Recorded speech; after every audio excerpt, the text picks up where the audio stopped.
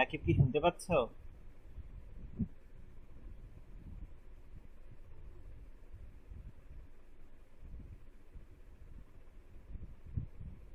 খেয়াল করো। পরিঘাত মোমেন্ট আমি এবার একটু সহজ করে বলতেছি। পরিঘাত কি বা মোমেন্ট কি? পরিঘাত হচ্ছে এক সেট বর্ণমূলক পরিমাপ যা বিন্যাসের অন্যান্য বৈশিষ্ট্য এবং যা বিন্যাসকে অন্যভাবে নির্দিষ্ট করতে পারে। যেমন এটা এক কথা হচ্ছে, দেখো, পরিঘাত গাণিতিক গড় বা অন্য কোনো ধ্রুবকে নির্ণয় করা যায়। এটা ইম্পর্টেন্ট বিষয় হচ্ছে এটা, যে পরিঘাত গাণিতিক গড় বা অন্য কোনো ধ্রুবক থেকে নির্ণয় করতে হবে। খেয়াল করো, types of moment. Types of moment হচ্ছে দুই প্রকার। দেখো, মোমেন্ট দুই প্রকার, মানে হচ্ছে পরিঘাত দুই প্রকার। একটা হচ্ছে রো মোমেন্ট, একটা হচ্ছে সেন্ট্রাল মোমেন্ট। আমরা যাকে বাংলায় বলি রো মোমেন্ট হচ্ছে অশোধিত পরিঘাত, আর সেন্ট্রাল মোমেন্ট মানে হচ্ছে কেন্দ্রীয় পরিঘাত। অনেক সময় তোমাকে পরীক্ষায় কেন্দ্রীয় পরিঘাত না বলে বলতে পারে শোধিত পরিঘাত। এটা কিন্তু সেন্ট্রাল মোমেন্টের মধ্যে পড়ে। ঠিক আছে, অশোধিত শোধিত।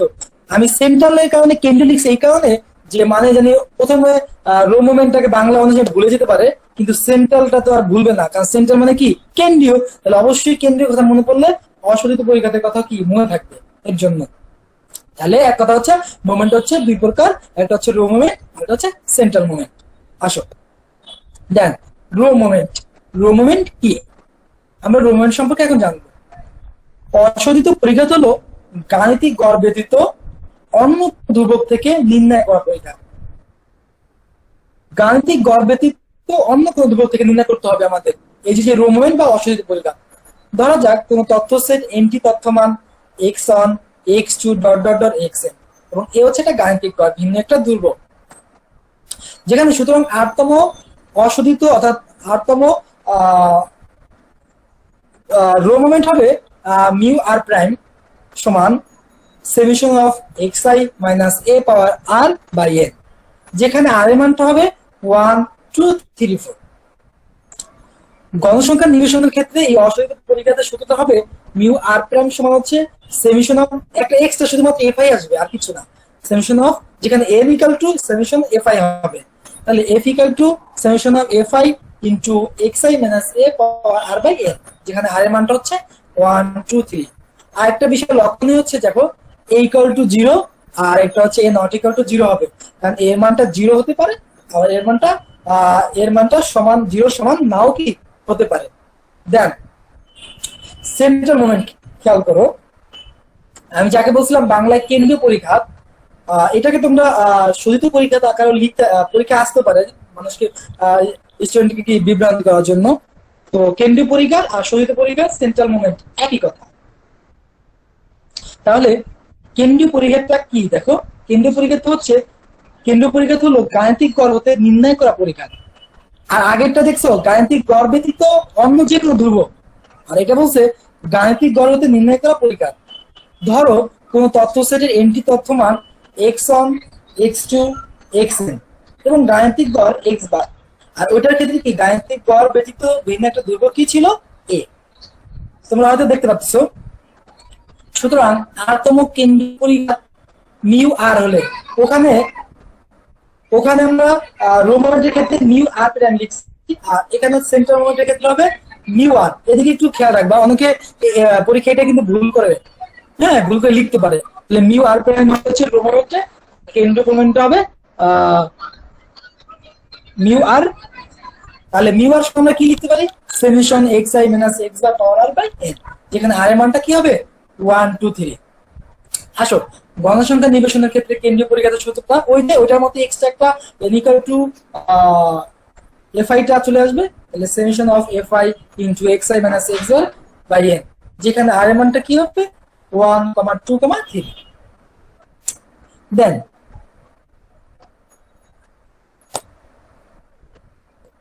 তাহলে এই যে অশোধিত পরিঘাত এবং কেন্দ্রীয় পরিঘাতের মধ্যে আমরা পার্থক্য নির্ণয় করতে পারি। কি কি পার্থক্য হতে পারে?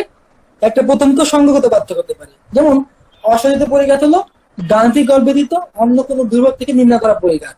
সেকেন্ড হচ্ছে কেন্দ্রীয় পরিঘাত হলো গাণিতিক গড় থেকে নির্ণয় করা পরিঘাত।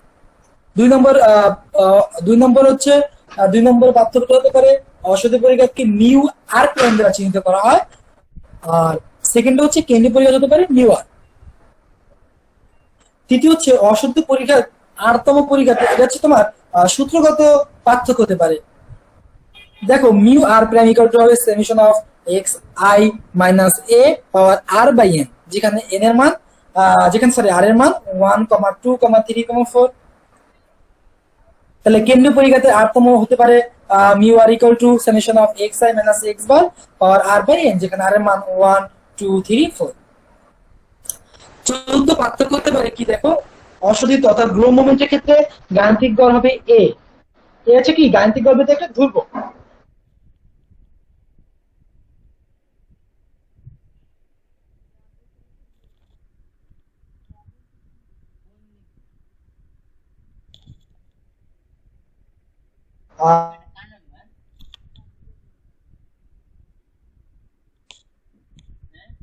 আর কেন্দ্রীয় পরিঘাত অর্থাৎ হচ্ছে সেন্ট্রাল মোমেন্টের ক্ষেত্রে কি পার্থক্য হতে পারে, গাণিতিক গড় হতে পারে এক্স বার। তাহলে প্রশ্নে আসছে পরীক্ষায়, তো এটা হচ্ছে দিয়ে দিতে পারে এবার, অথবা টেস্টে আসছে আমরা।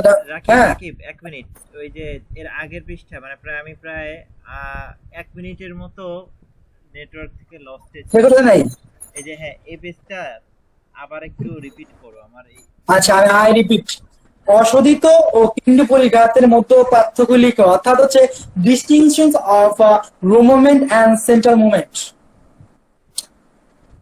খেয়াল করো এটা পার্থক্যটা কি হতে পারে। প্রথম তো আমি বলছি যে সংজ্ঞাগত পার্থক্য করতে পারে কি কি। অশোধিত পরিঘাত হলো গাণিতিক গড় ব্যতীত অন্য কোনো দুর্বল থেকে নির্ণয় করা পরিঘাত।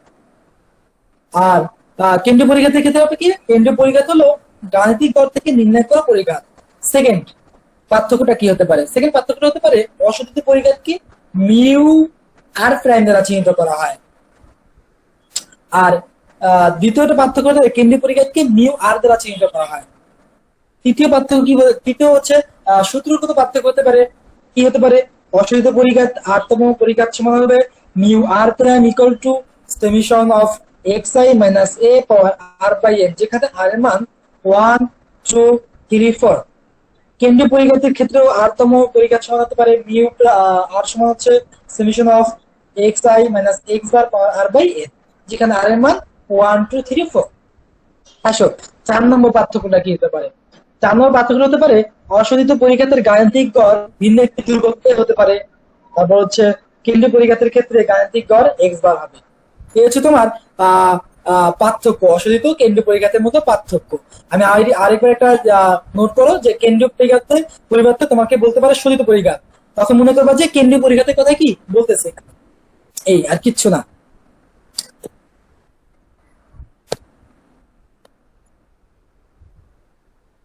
এখন দেখো কেন্দ্রীয় পরিঘাত ও অশোধিত পরিঘাতের মধ্যে সম্পর্ক আমরা নির্ণয় করবো, relation between central moment and raw moment. ধরা যাক কোন তথ্য সেটের এনটি তথ্যমান x1, x2, xn এবং x বার হচ্ছে গাণিতিক গড় আর এ হচ্ছে গাণিতিক গড় ভিন্ন একটা ধ্রুবক। কারণ আমরা তো জানি যে রো মোমেন্ট এবং সেন্ট্রাল মোমেন্ট সম্পর্কে, সেন্ট্রাল মোমেন্টে x বার হবে গাণিতিক গড় আর হচ্ছে রো মোমেন্টে কি গাণিতিক গড় ভিন্ন একটা ধ্রুবক এ হবে, এটি আর লিখছে আর কি। তাহলে আরতম অশোধিত পরিঘাতের সূত্র কি, mu r prime equal to summation of x i minus a power R by n, যেখানে আর এর মান কি 1, 2। আর আরতম কেন্দ্রীয় পরিঘাতের ক্ষেত্রে কি হবে, mu r equal to summation of x i minus x bar power R by n, যেখানে r এর মান কি 1, 2, 3, 4। তাহলে এটার সময় আমরা লিখতে পারি, খেয়াল করো, summation of x i minus a plus a minus x bar power R by n. খেয়াল করো আমরা একটা জিনিস জানি যে মিউ সমান মিউ অর্থাৎ মিউ প্রাইম বা মিউ হোক, সেটা হবে কি summation of x i minus a হোক বা এক্স বার হোক, এর বাই আর বাই এন হবে। তাহলে এই অনুসারে আমরা লিখতে পারি না যে এই সমান summation of x i minus a plus a minus x bar power R by n, এটা লিখলাম। দেন সেকেন্ডটা দেখো, summation of x i minus a plus minus mu one prime, এই মাইনাস মিউ ওয়ান প্রাইম কোথা থেকে আসলো, কারণ আমরা তো জানি মিউ ওয়ান প্রাইম সমান হচ্ছে summation of x i minus a by n সমান কি এক্স বার মাইনাস এ। কিন্তু আমাদের এই যে এখানে লেখা আছে এ মাইনাস এক্স বার আর এখানে হলো এক্স মাইনাস এ বার, তাহলে এটাকে যদি আমি একটু এদিকে নিয়ে আর এটা বাম দিকে সরাই নিয়ে নেই, তাহলে কি হবে, এটা চেঞ্জ হয়ে যাবে না, আর মাইনাস প্লাসটা কি তখন মাইনাস হয়ে যাবে না, এই মাইনাসটা হচ্ছে অতিরিক্ত, কারণ আমার তো এখানে এ মাইনাস এক্স বার আছে, কিন্তু আমরা তো সূত্রে আমরা জানি যে এটা এক্স বার মাইনাস এ, এই জন্য মাইনাস মিউ ওয়াই, তারপর হচ্ছে কি হোল স্কয়ার হোল পাওয়ার কি আর।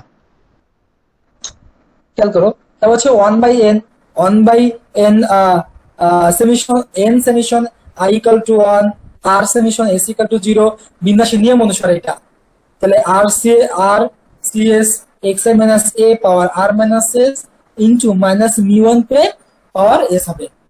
দেখো, তারপর হচ্ছে r summation s equal to 0, r C s, এটাকে একটু সরাই দাও, সরাইলে বুঝতে পারবা যে এটা এদিক থেকে আমি আগে এটা লিখছি আর এটা পরে নিচে নিয়ে নিচ্ছি আর এটা উপরে উঠে দিচ্ছি, কারণ আছে, একটু পরের লাইনটা দেখলেই বুঝতে পারবা।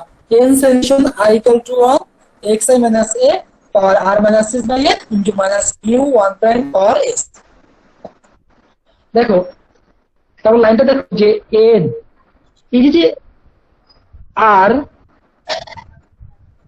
r summation s equal to 0, যেখানে r cs mu prime r minus s into minus mu 1 prime power s। দেখো, এটা হচ্ছে বিন্যাস। এখন বিন্যাসের নিয়ম অনুসারে এই যে এই লাইনটা লিখছে একেবারে সহজ, একটু খাতা যদি নোট করো না তাহলে বুঝতে পারবো। হয়তো বা তোমরা এই বই থেকে আমি যে দেখাচ্ছি এটা তো কঠিন মনে হতে পারে, কিন্তু নিজে যখন করবা বিন্যাসের নিয়ম অনুসারে, তাও আমি চেষ্টা করতেছি একটু বোঝানোর জন্য, খেয়াল করো।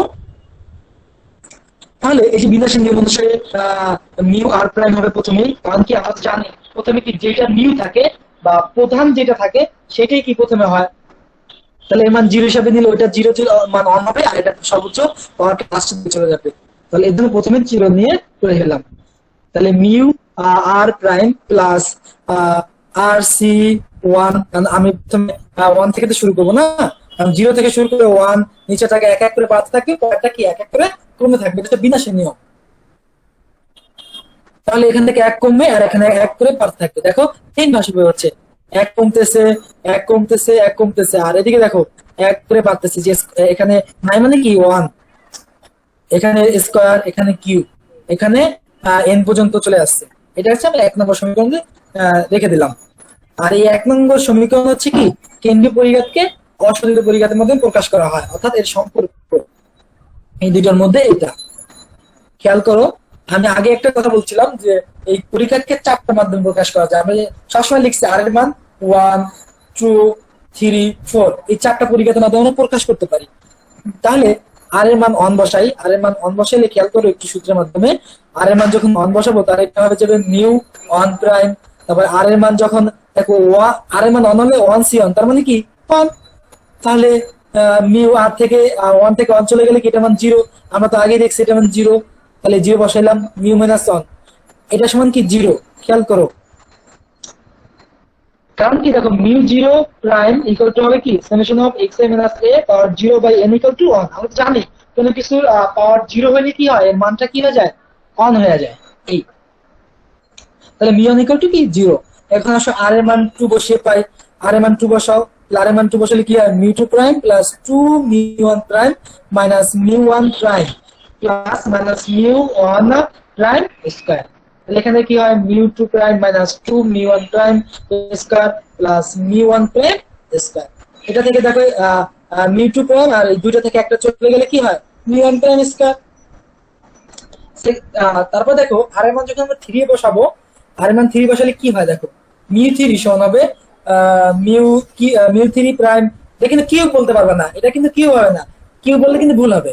Mu 3 prime plus 3 mu 2 prime minus mu 1 prime plus 3 into mu 1 prime into minus mu 1 prime square plus minus mu 1 prime cube. এটা হচ্ছে তোমার 3 বসাইলে হয় এটা।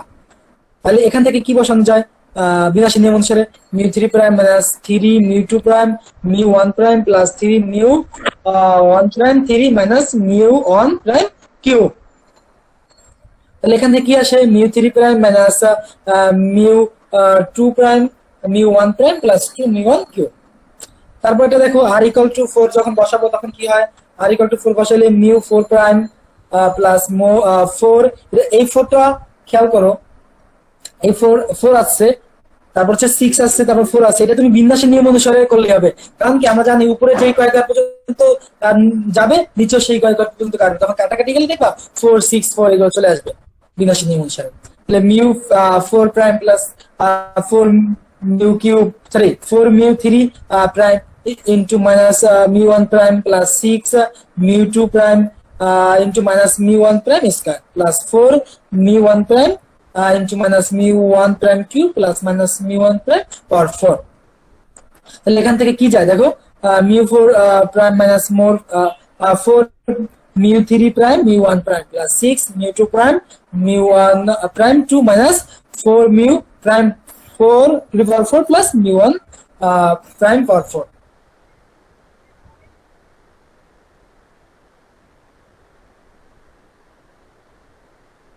তাহলে এইটা 2 r1 3 r1 4 এটা আমরা বের করলাম। এটা তোমার পরীক্ষায় যে বলছে যে এটা পরিমাপটা কিভাবে করতে পারবো, এটার মাধ্যমে এটা পরিমাপ করতে হবে আমাদের। ওকে,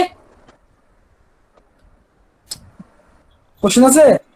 জি ভাই। আর এটা কি এই যে পরিঘাতের শেষ ছিল? হ্যাঁ হ্যাঁ, এটা হচ্ছে পরিঘাতের শেষ ছিল। আমি প্রথমেই পরিঘাত কাকে বলে আলোচনা করছি, পরিঘাত কত প্রকার বলছি, তারপর হচ্ছে রো মোমেন্ট, রো মোমেন্ট আর সেন্ট্রাল মোমেন্ট সম্পর্কে আলোচনা করছি, তারপরে আলোচনা করছি সেন্ট্রাল মোমেন্ট এবং রো মোমেন্টের মধ্যে পার্থক্য, তারপর আলোচনা করছি সেন্ট্রাল মোমেন্ট ও রো মোমেন্টের মধ্যে রিলেশন, মানে দুইটার মধ্যে সম্পর্কটা কি। এই আই রিপিট, গড় নট ইকুয়াল টু মধ্যমা নট ইকুয়াল টু প্রতিরূপ হবে। 2 নম্বর হবে গণসংখ্যা রেখার গড়ের বাম পাশের অংশ ডান পাশের অংশের প্রতিচ্ছবি হবে না। 3 নম্বর হচ্ছে মধ্যমা হতে অপর চতুর্থক দুটি দূরত্ব কি সমান হতে পারবে না। এই হচ্ছে বঙ্কিমতার সংজ্ঞা এবং হচ্ছে আমি বৈশিষ্ট্যটা আমি বলার চেষ্টা করলাম তোমাদের বুঝার সুবিধার্থে। রাকিব রাকিব হ্যাঁ, আচ্ছা, বলো। আমরা আমরা যেটা নির্ণয় করতে সেটা সুষম নিবেশনের ক্ষেত্রে না। হ্যালো, সুষম নিবেশনের ক্ষেত্রে কিন্তু এটা না। হ্যালো, বুঝি নাই ভাই। বঙ্কিমতার যে আমরা প্রথমে একটা শিখি প্রতিসম অথবা যে আমাদের অপ্রতিসম, 2 ধরনের নিবেশন আসবে, 2 ধরনের ক্ষেত্রে 2 ধরনের বৈশিষ্ট্য আসবে না।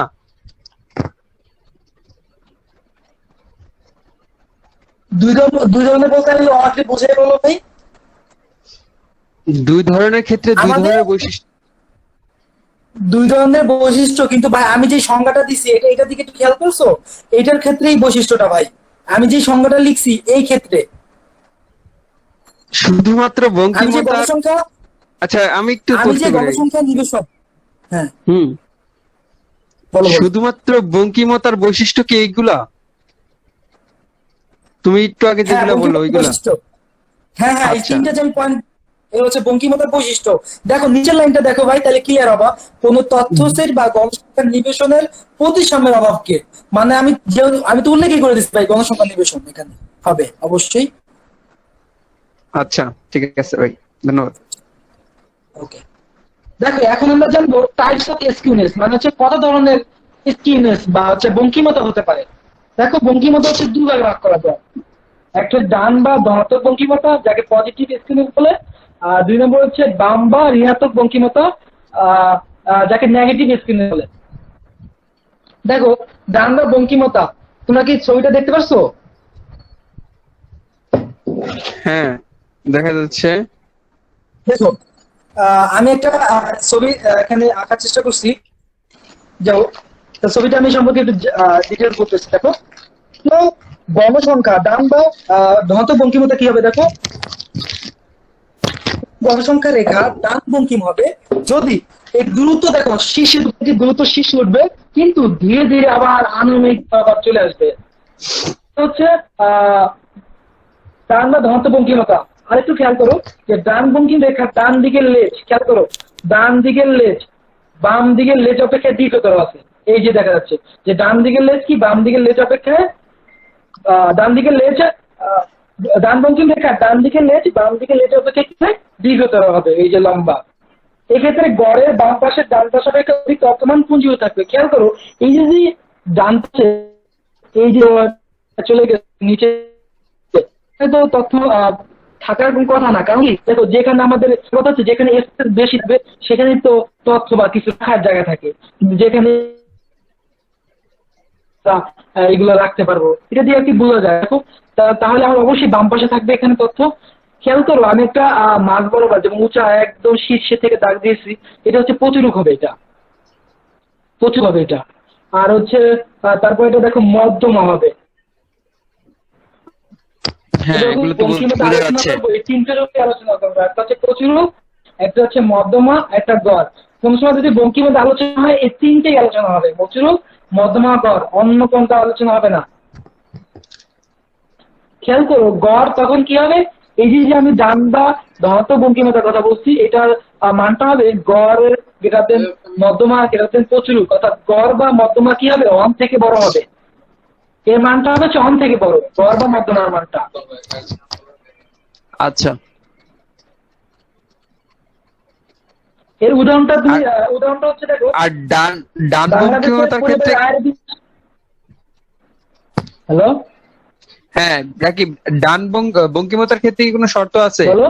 যে ডান বঙ্কিমতার ক্ষেত্রে? হ্যাঁ, বঙ্কিমতার ডান বঙ্কিমতার ক্ষেত্রে এই যে শর্ত, গড় গ্রেটার দেন মধ্যমা গ্রেটার দেন প্রচুরক হবে, অর্থাৎ গড় গ্রেটার দেন মধ্যমা গ্রেটার দেন অন হবে। ও এই আচ্ছা, নিবেশনের ক্ষেত্রে এটা হবে। আচ্ছা এটার একটা উদাহরণ হতে পারে যেমন বাংলাদেশের পরিবারের আয়ের বিন্যাস ডান বঙ্কিম হয়ে থাকে। এখন হ্যাঁ ঋণাত্মক বঙ্কিমতা বা ঋণাত্মক, এই যে ছবি দেখার চেষ্টা করছি অবশ্য, এই যে ছবিটা, ওই ছবিটার এই ছবিটা একটু উল্টা না, উল্টা বলতে এটা এদিকে এটা এদিকে না, হ্যাঁ এটা হচ্ছে ঋণাত্মক বঙ্কিমতা। ঋণাত্মক বঙ্কিমতা কি হবে, কোনো গণসংখ্যার রেখার বাম বঙ্কিম হবে যদি এটি ধীরে ধীরে শীর্ষে উঠে এবং দ্রুত আণবিক রেখা বরাবর নেমে আসে। দেখো ধীরে ধীরে কিন্তু শীর্ষ উঠছে না, দেখো ভাই এইটা আস্তে আস্তে আস্তে আস্তে কি শীর্ষ উঠছে এবং কিন্তু দ্রুতই কি আণবিক বরাবর নেমে আসছে, এই যে আণবিক বরাবর নেমে আসছে। অর্থাৎ বাম বঙ্কিম হবে, বাম বঙ্কিম রেখার বাম দিকের লেজ ডান দিকের লেজ অপেক্ষা দীর্ঘতর হবে। দেখো এই যে বাম দিকের লেজটা কি দীর্ঘতর হয়েছে না, এইটাই। এটার ক্ষেত্রে হচ্ছে সেই একই প্রচুরক মধ্যমা গড় সম্পর্কে বলা হবে।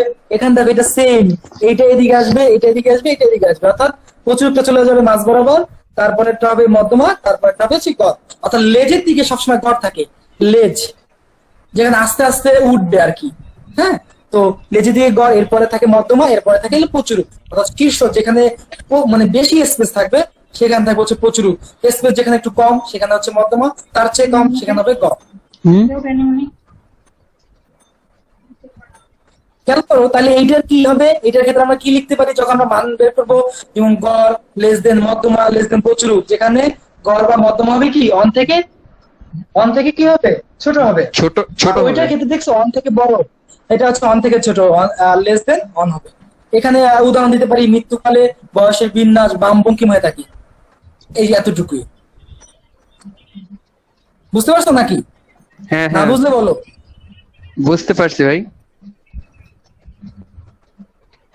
তারপর নেক্সট টাইম চলে যাই, মেজার্স অফ স্কিউনেস, বঙ্কিমতার পরিমাপ, অর্থাৎ হচ্ছে কোএফিসিয়েন্ট অফ স্কিউনেস। দেখো কোএফিসিয়েন্ট অফ স্কিউনেস কাকে বলে, যে বর্ণমূলক পরিমাপ বঙ্কিমতার পরিমাপকে পরিমাপ করে। আমি আবার বলতেছি, যে বর্ণমূলক পরিমাপ বঙ্কিমতার পরিমাপকে পরিমাপ করে তাকে বঙ্কিমতার সহগ বা বঙ্কিমতাঙ্ক বলে। এটি হচ্ছে কোএফিসিয়েন্ট অফ স্কিউনেস। দেখো এটা আমরা সম্পর্কে কার্ল পিয়ারসন এই বঙ্কিমতা সম্পর্কে একটা সূত্র দিয়েছেন, সেটাকে এসকে বা কেএস ও লিখতে পারো, দুটোই লিখতে পারবা। দেখো আমি লিখেছি কোএফিসিয়েন্ট অফ স্কিউনেস, এটা তোমার হচ্ছে সিএস হওয়ার কথা ছিল না, কিন্তু এখানে এটা না হয়ে এসকে হয়েছে, এই কিন্তু ওইটাও লিখতে পারবা, কোনো প্রবলেম হবে না। তাহলে কার্ল পিয়ারসনের বঙ্কিমতাঙ্ক সূত্র হচ্ছে গাণিতিক গড়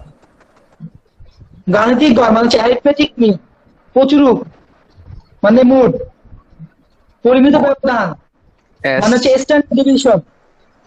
ঠিক আছে, স্ট্যান্ডার্ড ডিভিশন গাণিতিক গড় হচ্ছে অ্যারিথমেটিক মিন, প্রচুরক মানে হচ্ছে কি মোট, আর পরিমিত ব্যবধান হচ্ছে স্ট্যান্ডার্ড ডিভিশন।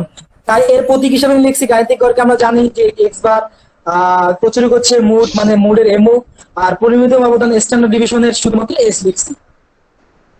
বঙ্কিমতাঙ্ক আরেকটা সূত্র আছে, এটা হচ্ছে এসকে। খেয়াল করো একটা প্রচুরক আছে আর নিচেটা প্রচুরক নাই, মানে মিডিয়ান মানে কি জানো, মধ্যমা। তাহলে 3 into x bar minus ME হচ্ছে মিডিয়ান বাই এস। যখন তুমি করবা আর কি মধ্যমা ইউজ করবা তখন সাথে 3 গুণ হবে।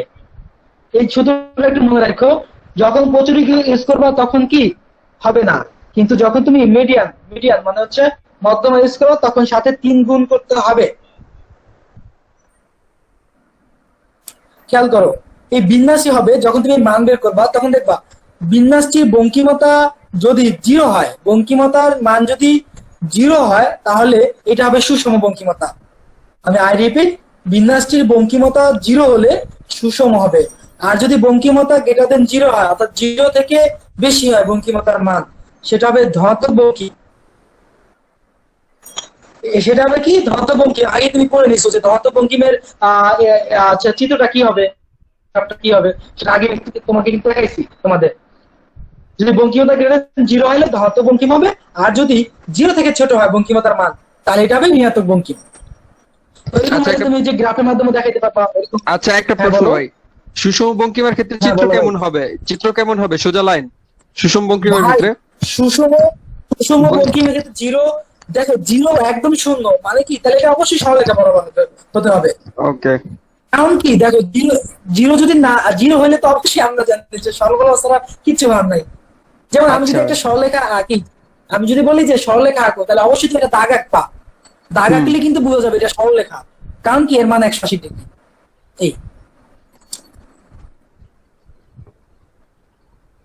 এই তো যদি বঙ্কিমতার মান 0 থেকে বড় হয় তাহলে ধনাত্মক হবে, আর যদি 0 থেকে ছোট হয় তাহলে কি ঋণাত্মক বঙ্কিম হবে। এই আচ্ছা, বাউলির বঙ্কিমতা দেখো, বাউলির বঙ্কিমতা বাউলি কি বলছে?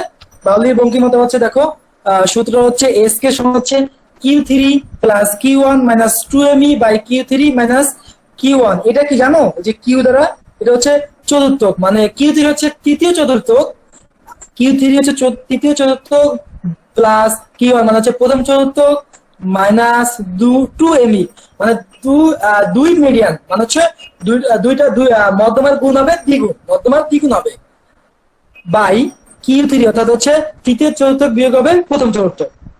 এই তাহলে বঙ্কিমতার মান সবসময় মনে রাখবা, বাউলির এবং হচ্ছে ওই যে আগের টাইম বলেছিলাম যে কালপিয়ারসন, এর মানটা সব সময় বলছে যে মাইনাস, ওইটার ক্ষেত্রে 0 -1 থেকে কি হবে সবসময় +1 এর মধ্যে থাকবে।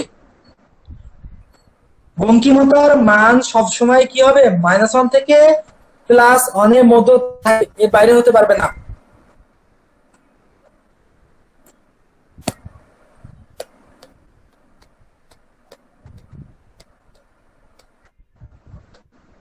হ্যাঁ, তাহলে বাউলি বঙ্কিমতার সূত্র হচ্ছে এস কে সমান হচ্ছে তৃতীয় চতুর্থক প্লাস প্রথম চতুর্থক বিয়োগ হচ্ছে 2 মিডিয়ান অর্থাৎ মধ্যমার 2 গুণ বাই হচ্ছে তৃতীয় চতুর্থক বিয়োগ প্রথম চতুর্থক, যেখানে বাউলি বঙ্কিমতার মান -1 হতে +1 এর মধ্যে থাকে। তোমাদের সবচেয়ে নোটের বিষয় হচ্ছে এই যে নিচে একটা সূত্র লিখছো পরিঘাত ভিত্তিক বঙ্কিমতা, এইটা ভুললে চলবে না। উপরে দুটো সূত্র বলতে পারো, কিন্তু নিচের যে সূত্র লিখছি এটা ভুললে চলবে না। খেয়াল করো, বঙ্কিমতাঙ্ক সমান লিখছি √β1 = μ3 বাই √μ2 কিউব। যেখানে আমি যদি β1 সমান লিখতে চাই, এইটারই সূত্র β1 সমান লিখতে গেলে μ3² বাই μ2 কিউব। এটা ভাই মনে রাখতেই হবে, আর না সামনে যেটা আছে সেটা পারবা না। এটা হচ্ছে পরিঘাত ভিত্তিক বঙ্কিমতা। নেক্সট ভাই, এই যে বঙ্কিমতা সম্পর্কে কি তোমাদের কোনো কোশ্চেন থাকলে বলো, তাহলে আমি সুচারুতা শুরু করব। হ্যালো হ্যালো হ্যাঁ ভাই, শুরু করো। না ভাই, বঙ্কিমতা সম্পর্কে আসেনি, প্রশ্ন থাকলে বলতে পারো। না ভাই, আমার নাই।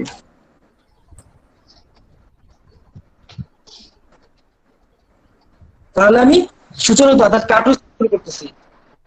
দেখো কার্টোসিসটা কি, আরেকটা নোটের বিষয় খেয়াল করবে একটু, যে আমি বঙ্কিমতার মান কিন্তু β1। এখন আমি শুরু করতেছি, মানে কার্টোসিস কি? কার্টোসিস একটি গণসংখ্যা রেখার বক্রতার লেফটে কতটুকু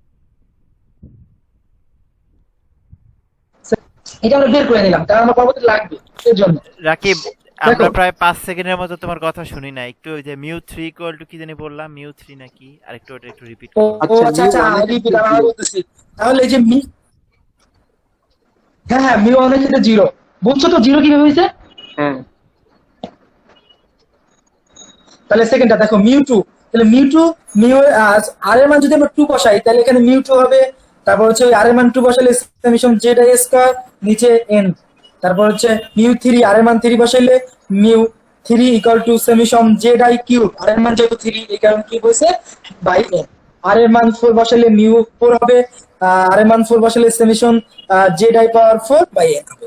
এই নিচে দেখো আমি লিখছি যে এ বি সি কোন বাস্তব সংখ্যার ধ্রুবক হলে a z i square plus b z i plus c একটি বাস্তব সংখ্যা হবে। এটা আমরা হায়ার ম্যাথে করছিলাম যে যদি এরকম হয় তাহলে এটা কি বাস্তব সংখ্যা হয়, এবং বাস্তব সংখ্যার বর্গ সমষ্টি কখনই কি হবে না, ঋণাত্মক হতে পারে না।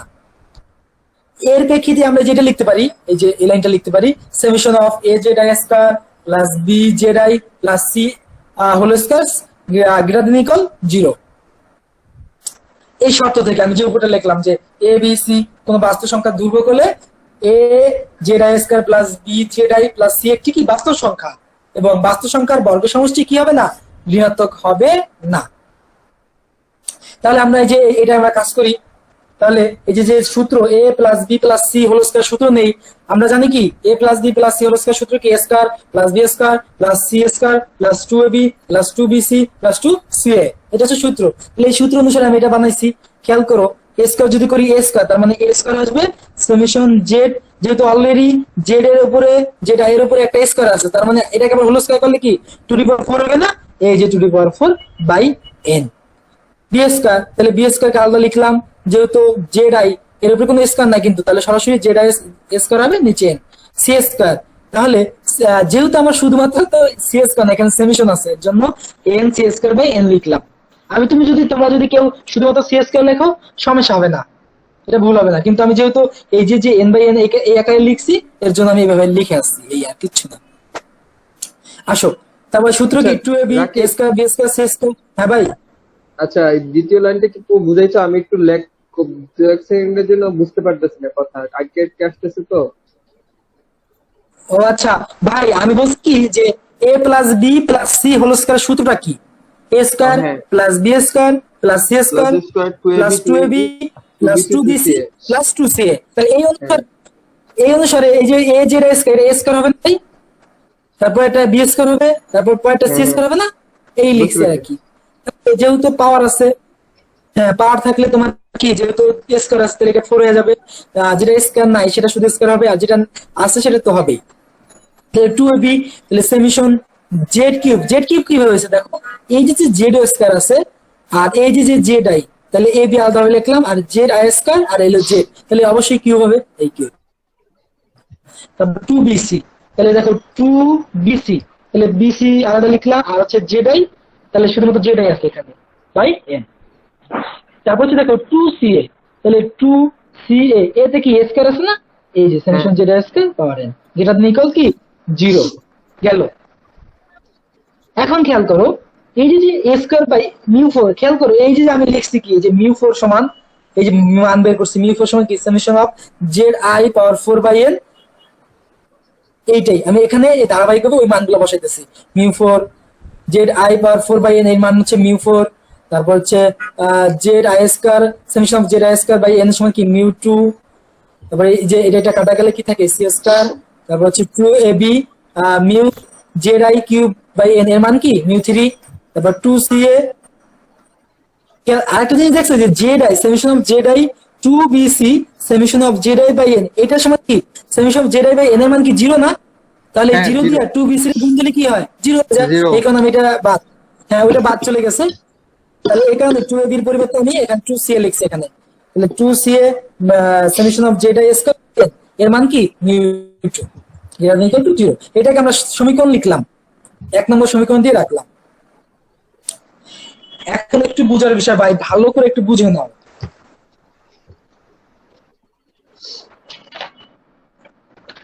এই যে এর মান অন ধরছি, বি এর মান minus mu three by mu two ধরছি, সি এর মান মাইনাস মিউ টু, আমি কিভাবে ধরবো? আমি কি জানি না এই মানটা ধরবো না কি ধরবো? এটা তো আমরা জানি, এটা প্রশ্ন হতে পারে না ভাই? হ্যালো, কেন ধরবো এই মান? হ্যাঁ ভাই, সেটাই তো কথা। এটা Answer করো ভাই।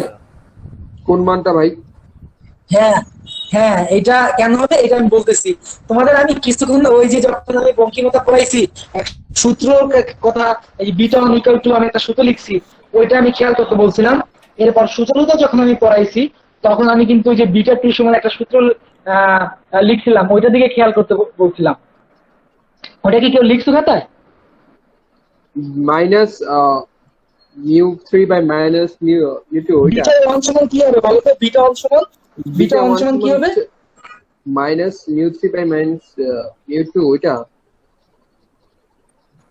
ভাই বিটা ওয়ান সমান আমি লিখছিলাম যে mu three square by mu two cube, এটা হচ্ছে বিটা ওয়ান সমান লিখছিলাম।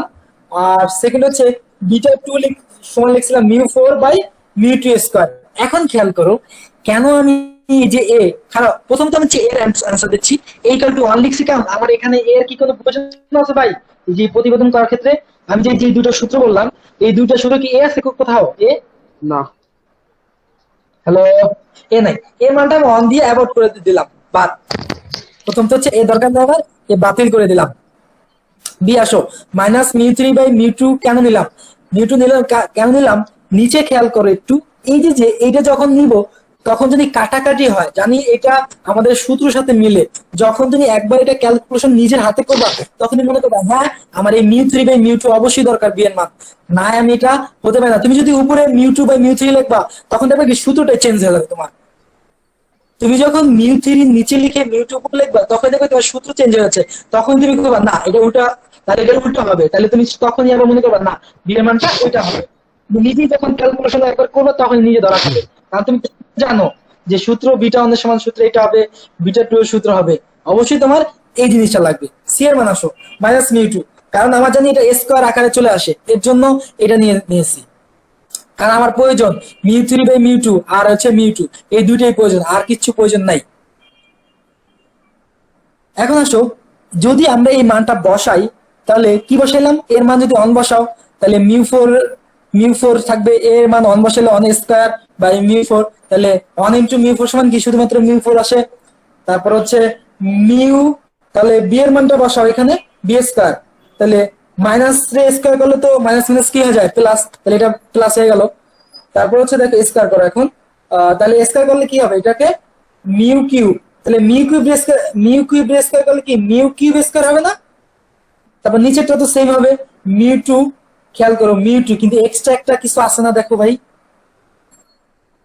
মিউ টু, তাহলে মিউ টু স্কয়ার হওয়ার কথা ছিল না, কিন্তু মিউ টু স্কয়ার কিভাবে হবে? কারণ এর সাথে একটা মিউ টু আছে, এই কারণে নিচে মিউ টু কাটাকাটি গেলে একটা থাকে নিচে মিউ টু। বুঝতে পারছো? হ্যাঁ ভাই। এই যে, কারণ এই যে দেখো এই যে লাইনটা, এই যে মিউ টু আছে, এই মিউ টু আর এখানে মিউ টু স্কয়ার হবে, এখানে কাটাকাটি শুধুমাত্র নিচে একটা মিউ টু থাকবে। তারপর আসো সি স্কয়ার, আর সি সমান তো মাইনাস মিউ টু, তাহলে মাইনাস মাইনাস প্লাস হয়ে যাবে, মিউ টু হবে কি স্কয়ার করলে মিউ স্কয়ার হয়ে যাবে। তারপর টু এ বি, খেয়াল করো টু এর মান কত?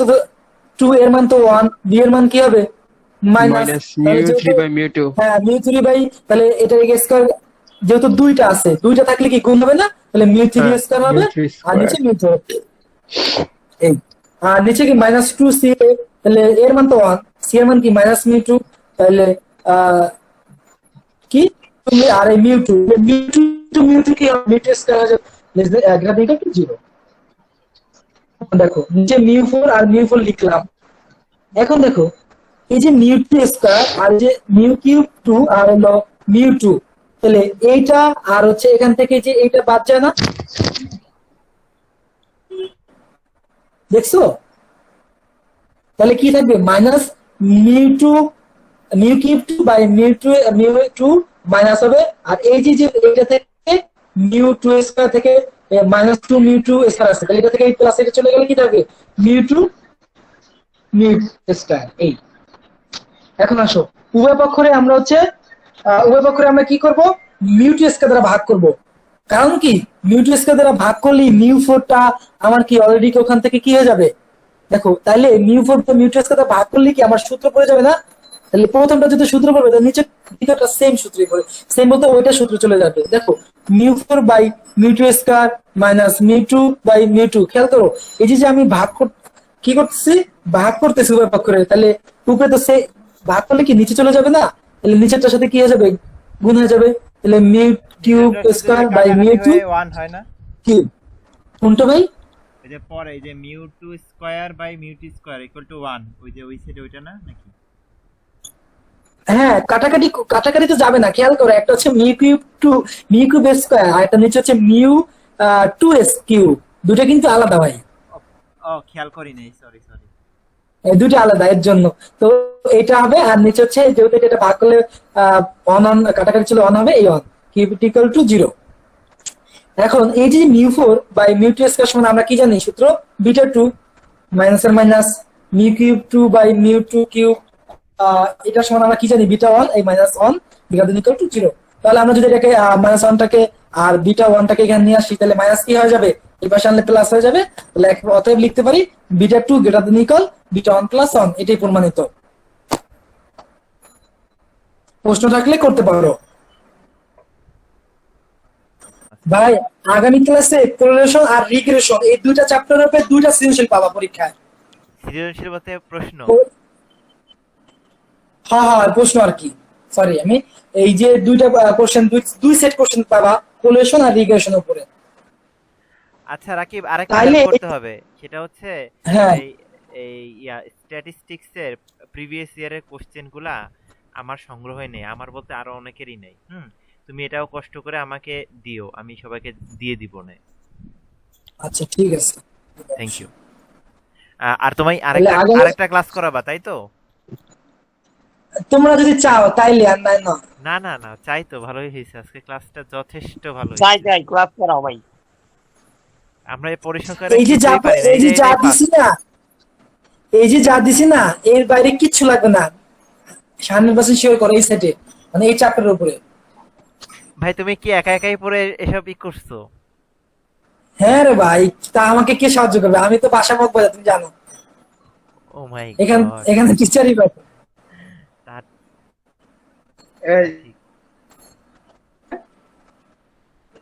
আগামী ক্লাসে যদি আমি ওই রিগ্রেশন আর কোরিলেশন দেই না, তাহলে দুই সেট কোশ্চেন আর এক সেট কোশ্চেন, তিন সেট কোশ্চেন হলে তো 5 মার্ক এমনি চলে আসবে, কোনো টেনশন হবে না। ওয়াও, থ্যাংক ইউ ভাই। শুধুমাত্র সবার জন্য আমি চাইলে কিন্তু আমি কি করতে পারতাম, কিন্তু আমি ওই থাক সবাই, কারণ এই নন মেজরে স্ট্যাটিক্সে অনেক স্টুডেন্ট ফেল করবে এটা আমি জানি। Thank you.